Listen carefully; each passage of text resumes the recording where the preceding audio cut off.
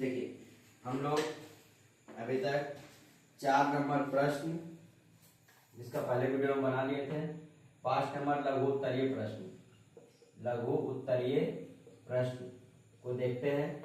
इसमें टोटल 15 प्रश्न है। इसको इस वीडियो में खत्म करता है तो पूरा समाप्त हो जाएगा। और भौतिक राशि किसे कहते हैं? भौतिक राशि किसे कहते हैं? तो भौतिक राशि पहले पिछले वीडियो में बताए थे कि भौतिक राशि उसे कहते हैं जिसका मापतोल किया जाता है, उसे हम लोग क्या कहते हैं? भौतिक राशि कहते हैं। और कि वे राशि जिनका मापतोल ज्ञात किया जाता है उसे क्या कहते हैं? भौतिक राशि कहलाता है। जैसे लंबाई, क्षेत्रफल, आयतन, चाल, वेग, मात्रा, भार और समय, ये सब क्या है? भौतिक राशि है। भौतिक राशि किसे कहते हैं? वे राशि जिसका मापतोल ज्ञात किया जाए, जिसका मापतोल ज्ञात किया जाए उसे भौतिक राशि कहते हैं। जैसे लंबाई, क्षेत्रफल, आयतन, चाल, वेग, मात्रा, भार और समय, ये भौतिक राशि में अंतर्गत आता है। अब आदैशिक राशि किसे कहते हैं? आदैशिक राशि वे भौतिक राशि है जिसमें परिमाण का बोध हो, जिसमें केवल किसका बोध हो?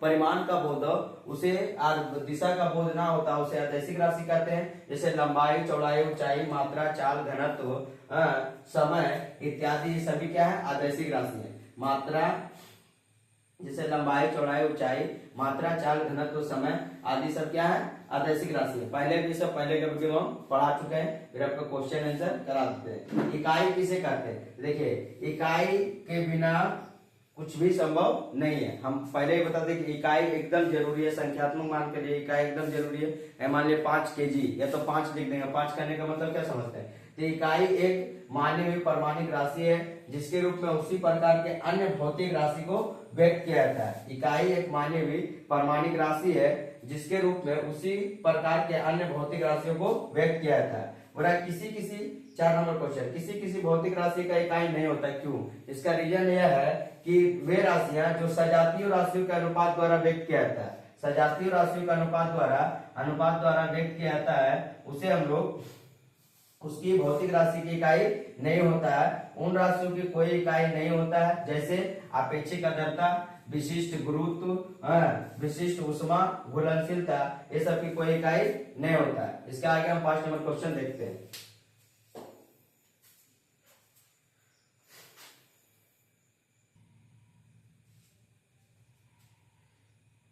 अब देखिए 5 नंबर क्वेश्चन, मौलिक इकाई किसे कहते हैं? मौलिक इकाई उसे कहते हैं जो आपस में क्या रहता है? स्वतंत्र रहता है, एक दूसरे से कोई किसी का कनेक्शन नहीं होता। बोल रहा है कि वे इकाई जो परस्पर स्वतंत्र होती है, जिनका आपस में कोई संबंध नहीं होता है, उसे मौलिक इकाई कहते हैं। हम पहले का वीडियो में भी हम बता चुके हैं कि मौलिक इकाई किसे कहते हैं? वे इकाई है जो परस्पर क्या होती है? स्वतंत्र अवस्था में होता है, स्वतंत्र होता है, जिनका आपस में कोई संबंध नहीं होता, उसे मौलिक इकाई कहते हैं। जैसे लंबाई को एल से डिनोट करते हैं, लेंथ, मात्रा को एम, मास से डिनोट करते हैं, एम से, और समय को ए से सूचित करते हैं, उसे हम लोग मौलिक इकाई कहते हैं। बोला दैशिक राशि किसे कहते हैं?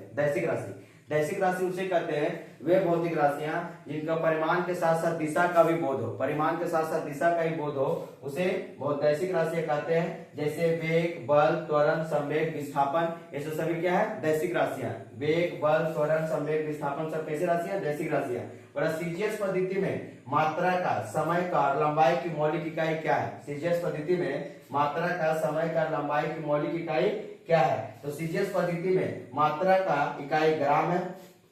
सीजीएस पद्धति में मात्रा की इकाई क्या है? ग्राम है। मात्रा की इकाई ग्राम है। समय का इकाई सेकंड है। समय का इकाई क्या है? सेकंड है। तथा लंबाई की इकाई क्या हो जाएगा? तो सेंटीमीटर हो जाएगा। लंबाई की इकाई क्या हो जाएगा? सेंटीमीटर हो जाएगा। और अब मीटर किसे कहते हैं? तो हम पहले बता चुके हैं कि फ्रांस के सेवेरेस में रखे गए इंटरनेशनल ऑफ ब्यूरो द्वारा कि फ्रांस के सेवेरेस में रखे गए प्लेटिनम तथा इरिडियम 90:10 के मिश्र धातु के बनी छड़ को पर अंकित निशानों के बीच की दूरी को मीटर कहते हैं। प्लेटिनम तथा इरिडियम 90:10 के अनुपात में मिश्र धातु के बनी छड़ पर अंकित निशानों के बीच की दूरी को हम लोग क्या कहते हैं? मीटर कहते हैं। इसका आगे का क्वेश्चन हम लोग देखते हैं।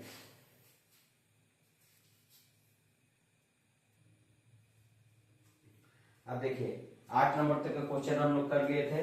ये सब 2 अंक का नंबर है, 2 अंक का एग्जाम में आता है। और आगे और सभी को आप लोग वीडियो को रोक करके एक करके नोट कर लीजिएगा ताकि आपको क्वेश्चन बढ़िया से पढ़ सके और एग्जाम के टाइम में देख के जाए। ठीक है। और लीटर की परिभाषा दो।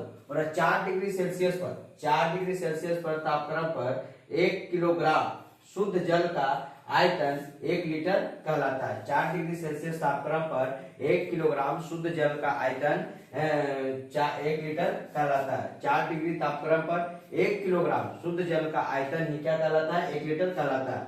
फर्मी क्या है? परमाणु के केंद्रक का व्यास आदि मापने के लिए। फर्मी क्या है? परमाणु के केंद्रक का व्यास आदि मापने के लिए इसका उपयोग किया जाता है। परमाणु के केंद्रक का व्यास को मापने के लिए हम लोग किसका प्रयोग करते हैं? तो फर्मी का प्रयोग करते हैं। और 1 फर्मी बराबर कितना होता है? तो 1 फर्मी बराबर 10 के पावर माइनस 15 मीटर और 10 के पावर माइनस 13 सेंटीमीटर होता है। 1 फर्मी बराबर 10 के पावर माइनस 15 मीटर और 10 के पावर माइनस 13 सेंटीमीटर होता है। अब प्रकाश वर्ष किसे कहते हैं? प्रकाश वर्ष किसे कहते हैं? तो शून्य माध्यम में प्रकाश द्वारा 1 वर्ष में तय की गई कुल दूरी का मान 1 प्रकाश वर्ष कहलाता है।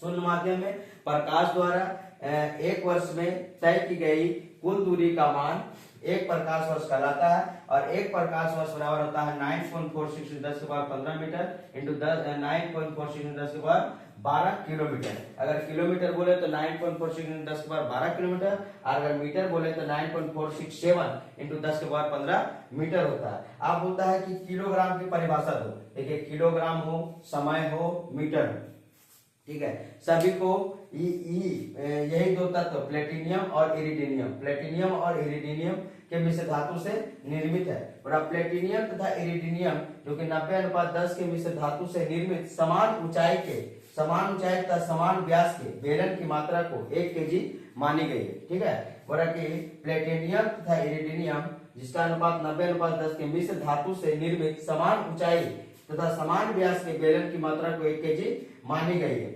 1 kg मानी गई है। इसको ये सबको रखा कहाँ गया है? तो जब 1960 में ऐसा एक प्रणाली का जब विकास हुआ था, उस समय फ्रांस के सेवेरेस में इस सबको रखा गया और ये दोनों धातु को ही चुना गया। और सौर दिवस किसे कहते हैं? सौर दिवस किसे कहते हैं? किसी स्थान का मध्याह्न से होकर के सूर्य को लगातार 2 बार गुजरने में लगा समय को सौर दिवस या तो सोलर डे कहते हैं। सौर दिवस या तो सोलर डे भी कहते हैं। अब तक का इतना 13 नंबर तक का क्वेश्चन समाप्त हो चुका है। आप लोग आगे देखिए, वीडियो को देखिएगा, ठीक है। उसके बाद सही तरीके से आप अपना कॉपी में नोट कर करके एक क्वेश्चन को आसानी तरह से याद कर लीजिएगा और आगे एग्जाम के समय में आपको सुविधा होगी। इसके लिए धन्यवाद। ये चैप्टर आपका समाप्त हुआ।